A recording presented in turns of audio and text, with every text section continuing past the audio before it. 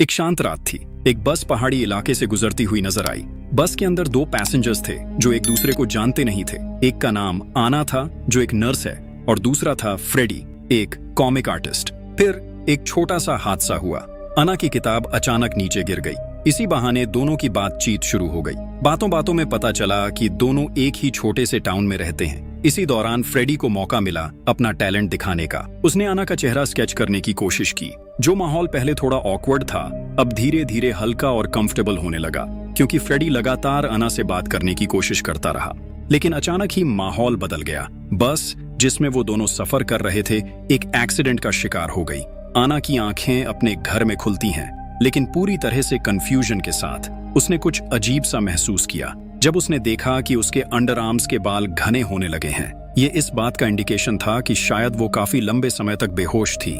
फिर आना अपने काम के लिए निकली।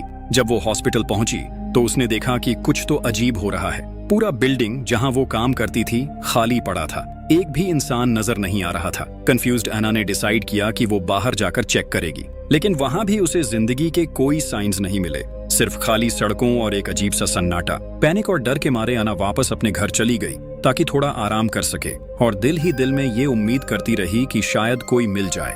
रात के बीच जब वो गहरी नींद में थी, अचानक उसकी आंख खुल गई, क्योंकि उसने अपने पड़ोस के घर से म्यूजिक की आवाज सुनी। जब उसने इन्वेस्टिगेट किया तो पता चला ये फ्रेडी का घर है, और फ्रेडी भी उतना ही कंफ्यूज था जब उसने देखा कि उनके पूरे शहर के लोग अचानक से गायब हो चुके हैं। ये सब देखकर दोनों समझ गए कि कुछ तो गड़बड़ है। इसलिए उन्होंने डिसाइड किया कि वो पुलिस स्टेशन जाकर कुछ जवाब ढूंढने की कोशिश करेंगे। लेकिन जब वो वहां पहुंचे तो वहां भी कोई नहीं था। यहाँ फ्रेडी एक रेडियो का यूज करता है ताकि बाहर की दुनिया से कांटेक्ट किया जा सके, लेकिन अफसोस सारी कोशिशें बेकार गईं, क्योंकि रेडियो पर एक भी फ्रीक्वेंसी कैच नहीं हो पाई। सिटी से निकलने से पहले फ्रेडी ने एक गन उठाई, ये सोचकर कि शायद उन्हें अपने आप को किसी अननोन थ्रेट से बचाना पड़ सकता है। उसके बाद दोनों ने डिसाइड किया कि वो शहर छोड़ देंगे। लेकिन जब वो सिटी के बॉर्डर पर पहुंचते हैं तो देखा कि बाहर जाने का रास्ता किसी काली और अजीब फॉग से ब्लॉक है। जब उन्होंने शहर के सारे एग्जिट्स चेक किए तो पता चला कि हर जगह वही काली फॉग छाई हुई है। धीरे धीरे उन्हें समझ आया कि ये फॉग पूरे शहर को घेर चुकी है, और ये फॉग धीरे धीरे बढ़ती जा रही है जब तक पूरा शहर उसमें सिमट नहीं जाता। जब निकलने का कोई रास्ता नहीं मिला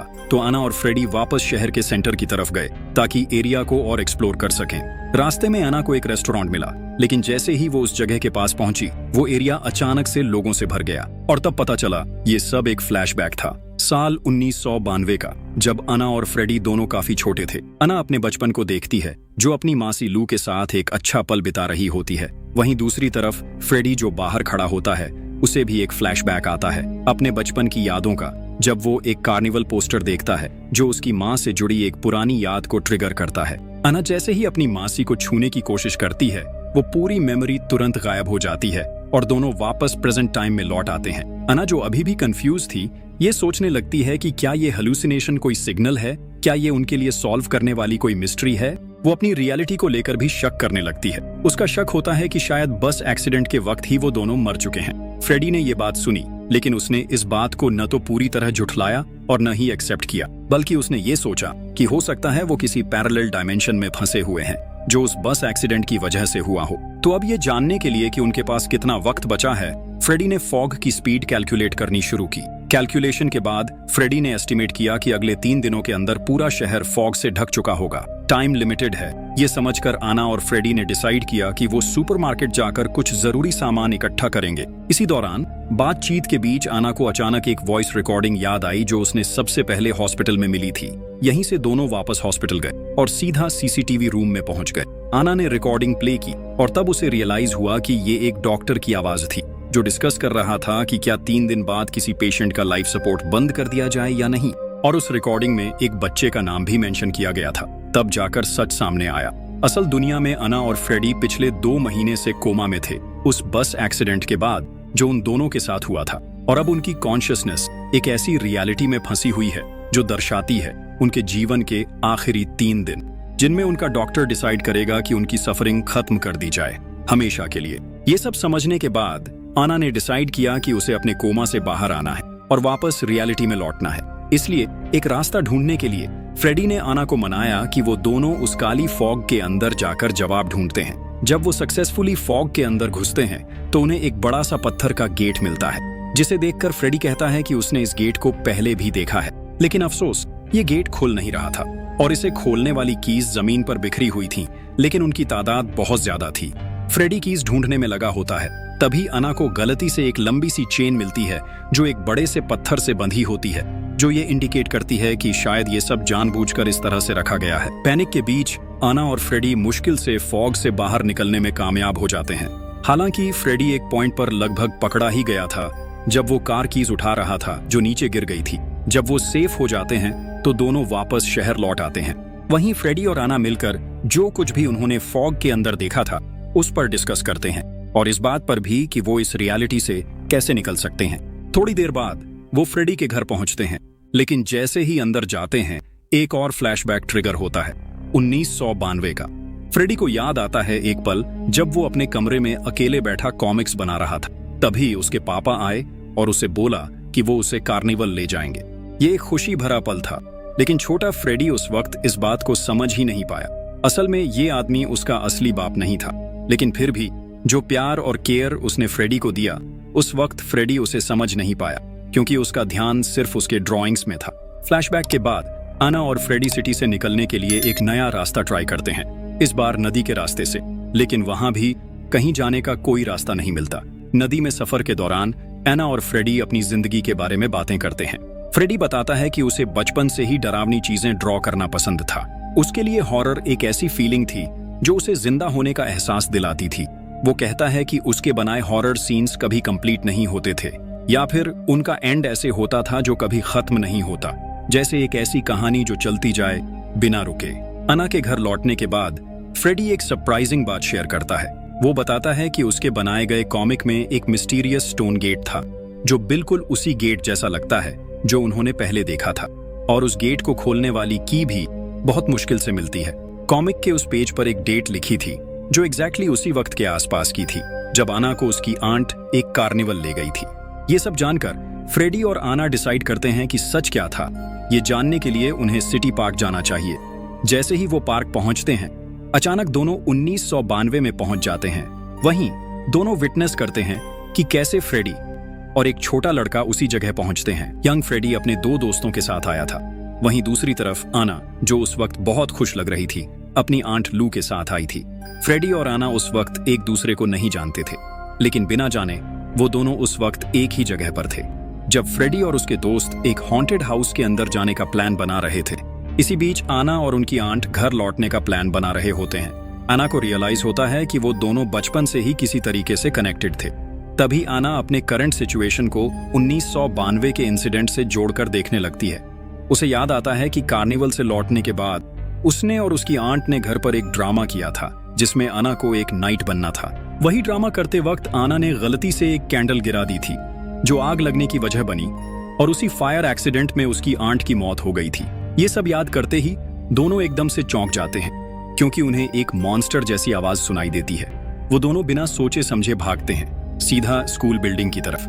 वहां पहुंचकर फ्रेडी और आना एक टेबल के नीचे छुप जाते हैं। जैसे ही मॉन्स्टर अंदर आता है, फ्रेडी एक छोटी सी गैप से झांकता है और तब उसकी नजर पड़ती है एक ऑब्जेक्ट पर जो मॉन्स्टर के बॉडी पर लगा होता है। वही ऑब्जेक्ट देखकर उसे समझ आता है ये वही ऑब्जेक्ट है जो उस स्टोन गेट को खोलने के लिए चाहिए था।